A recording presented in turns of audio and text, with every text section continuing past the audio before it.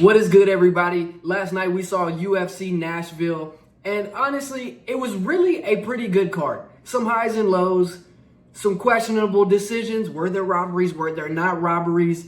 What was up with the main event? We're going to get into all of that. Now, if you follow the channel, you know one thing. If you want to get straight to the business, I have timestamps in this video so you can skip forward, skip back to the fight you are most interested in.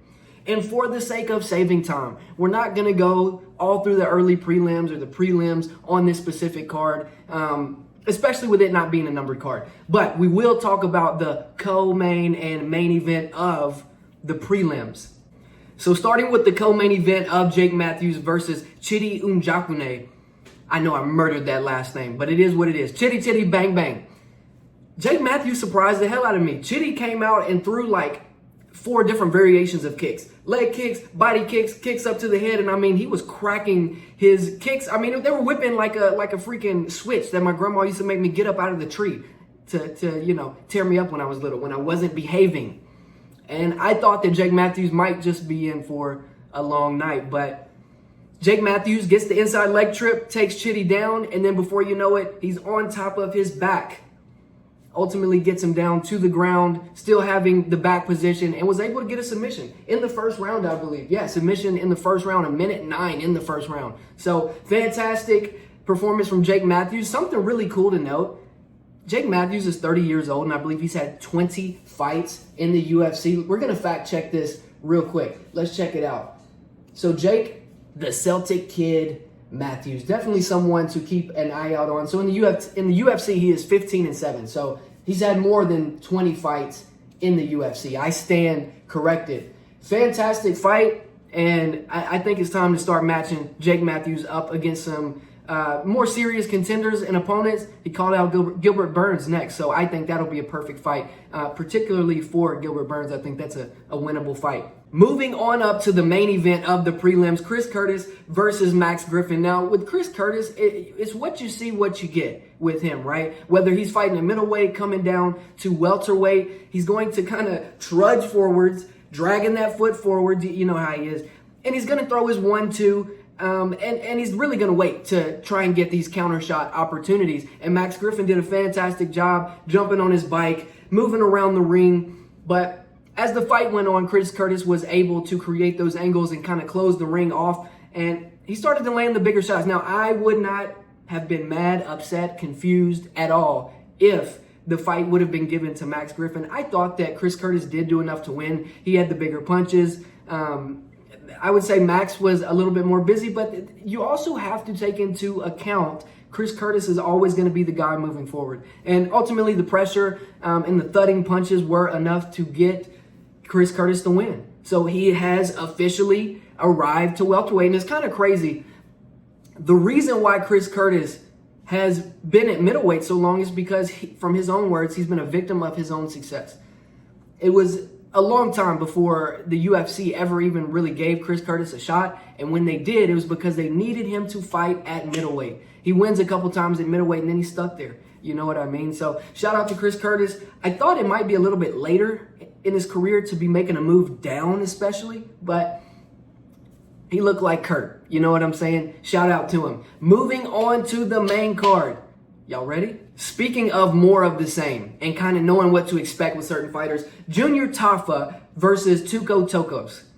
I was very excited about Tafa moving down to light heavyweight, right? He possesses that power of a heavyweight, and I thought that he would be able to find a little more success than what he did with Tukos.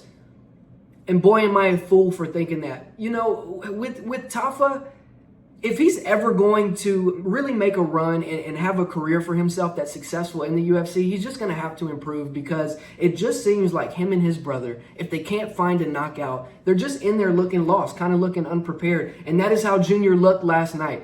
And there was a few moments where I thought Junior might just get Tuco out of there, but Tuco was able to recover, take Junior to the ground, and just keep him there. And ultimately, Tuco had probably close to 7 minutes of control time in 2 rounds. And in the end of the second round, he was able to find a submission. So shout out to Tukos. Junior Tafa is now 6-4 in his MMA career. And he's going to have to start working some wrestling and some grappling like bad. The power's there, right? Both him and his brother have the power, but there's improvements that need to be made elsewhere. Moving right on up the card to another guy that moved a weight class, this time moving up in Vitor Petrino versus Austin Lane.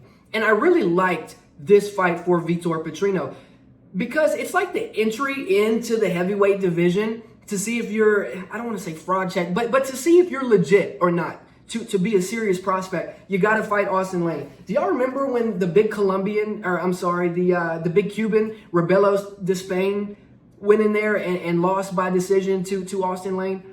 Yeah, remember he was tearing everybody up. Had a short career in the UFC, by the way, but he's doing great in karate combat. But regardless, I thought that this was an appropriate matchup for a guy moving up to heavyweight. And off the bat, Vitor Petrino's bag is pretty deep. Like, he came out throwing leg kicks. His stand-up looked really good. And at one point, Austin Lane threw a kick to the body. Petrino caught it and stuffed him, took him down, and was able to get a submission in the first round. I think that Vitor Petrino is going to be a serious contender at heavyweight. Not a lot of great wrestlers at the heavyweight division. So if Vitor Petrino can continue deepening and broadening his skill set, I think that he is going to be a problem. Moving up the card to the Tennessee kid himself, Nate Landwehr versus Morgan Charriere. I'm going to be honest. I didn't give Nate a chance in hell. There's a crazy stat, right? Max Holloway has never fought a black guy, apparently. Well, we should really look at the opposite side of that stat for Nate Landwehr because it seems like all he fights are these black guys that are absolute one-punch knockout artists. And, the way Nate fights, he's going to put himself into danger. He's a pressure fighter, and if you're not careful, Nate can really hurt you, right? And we've seen that before, and it looked like that was what was transpiring in the fight. I had Charriere winning a very close first round, but I had Nate Landwehr winning the second all day. He started to build momentum, and I think for Charriere, he did the right thing by coming out very aggressive in the third because Nate Landwehr is just not the type of guy that you want to allow build momentum, especially in his home state of Tennessee. So it sucked to see Nate Landwehr get beaten. I wish he was about 7, 8, 9, 10 years younger, because he's the type of fighter that I want to see stick around for a long time. But I believe he's at the tail end of his career. Very competitive fight, though, from Nate the Train. Moving on up the card, Calvin Kattar versus Steve Garcia. This was a tough night out for Calvin Kattar. And I'm going to go as far to say that Steve Garcia put a whipping on Calvin Kattar just about as bad as Max Holloway did. Like, Calvin Kattar didn't get finished, obviously. Like, he hung in there. And in the third round, he started to build a little bit, but he just could not touch Garcia. It's interesting because Garcia seemed so long and rangy in there. Like, when he would throw his jab out, Kattar just couldn't get around it. He just couldn't find a way to close the distance and cross the void. Steve Garcia was just too long. And like I said, it's crazy because the height difference didn't look that crazy. The reach wasn't that crazy, but Steve Garcia looked fantastic, right? He is now entering into the rankings. As of Tuesday, he'll probably be on the rankings when all of that updates. And tough night out for Calvin Kattar.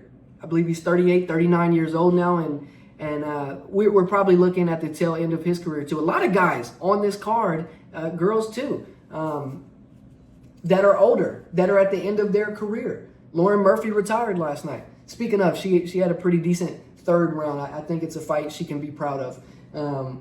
But yeah, and speaking of older people, moving on up the card to the co-main event, Stephen Wonderboy Thompson versus Gabriel Bonfim. Now, I thought that this was a very good performance, contrary to what Lucas Tracy might say about Wonderboy. I thought he looked really good, and I believe, and a lot of you guys believe, that he may have done enough to win the fight.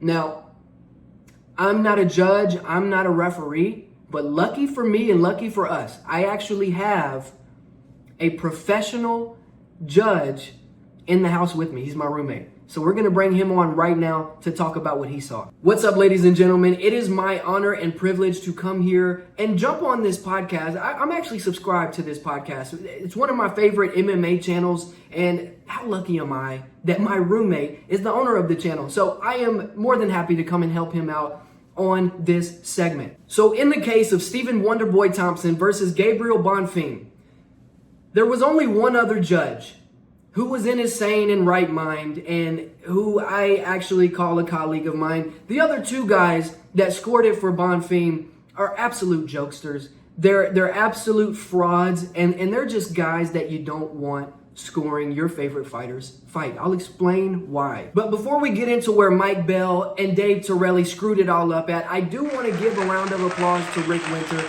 because he had Wonderboy Thompson winning rounds 2 and rounds 3. I had it the exact same way. These other two guys, man, I tell you, they're more of boxing guys, so, we can't be too mad at them, and as this sport continues to evolve, I'm going to try and push my influence on these undereducated judges to teach them things like when a fighter defends a takedown or is taken down but then gets right back up. We've got to be partial, and we've got to be able to score some of that for the guy defending the takedowns. Now, let's get into the total strikes. 78 total strikes for Wonderboy to Bonfim's 55. Yes, there was 5 takedowns, sure. But guess what? There was 14 attempts. 14 attempts. Not a ton of control time. So I had Wonderboy winning this fight. And again, I thought he looked good doing it. And that's that. When the judge speaks, we listen. There's nothing more to be said. I want to thank my roommate for jumping on that segment with me. Moving on up to the main event of the evening. This was another one that had a little controversy. Derrick Lewis versus Tallison Teixeira. Now, I picked Tallison to win this fight, right?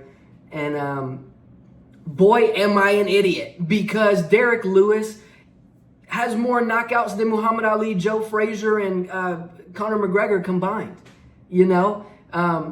Look, early in the round, you can say what you want to say.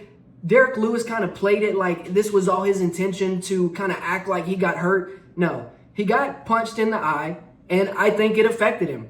And when Tallison Teixeira saw that he was hurt, he went to go kind of jump on him, and he got caught. And shout out to Derrick Lewis, though, for staying in the pocket. I heard MMA Guru saying, oh, no, he's giving up. He's giving up. He got touched in the eye. It kind of looked like that, in all fairness. But Derrick Lewis was able to sit Tallison down and then jump on top of him and deliver some of the most nasty ground and pound I've ever seen. Now, what has everyone in disarray and in disagreement is the fact that Tallison Teixeira may or may not have climbed the fence to get up. Now, you're not going to believe this, but I actually have a really good friend of mine that is a referee, an MMA referee for that matter, and we're going to get him on to tell us what he saw. Hey guys, thank y'all for letting me come on. And what Will forgot to mention is that I don't just referee. I'm actually a man of many hats. I'm involved in a lot of things. I also do plumbing and electricity, but that's kind of besides the point. So let's talk about what I saw with the Derrick Lewis and Teixeira fight.